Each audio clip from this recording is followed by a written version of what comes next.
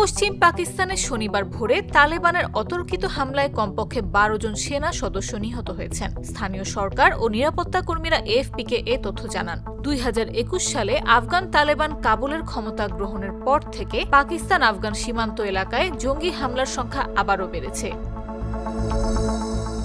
স্থানীয় প্রশাসনের এক কর্মকর্তা জানান, ভোর ৪টার দিকে দক্ষিণ ওয়াজিরিস্তানের একটি শহর দিয়ে সামরিক কনভয় যাচ্ছিল। সে সময় সশস্ত্র হামলাকারীরা দুই দিক থেকে ভারী অস্ত্র দিয়ে গুলি চালায়। এতে ১২ জন সেনা নিহত হওয়ার পাশাপাশি আরও ৪ জন আহত হন।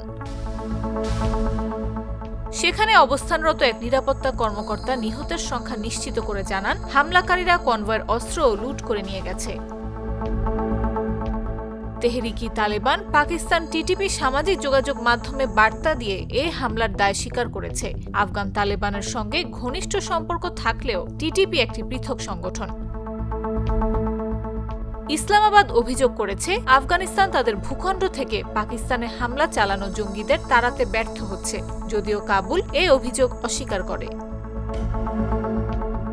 কয়েক মাসের মধ্যে খাইবার পাখতুনখোয়া প্রদেশে এটাই অন্যতম ভয়াবহ হামলা। একসময় ওই প্রদেশের বড় অংশ টিটিপি নিয়ন্ত্রণে ছিল।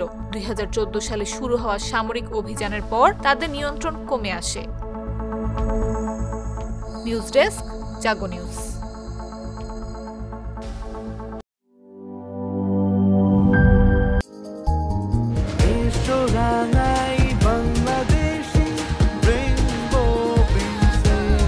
রেইনবো পেইন্টস, ছড়াও জীবনের রং।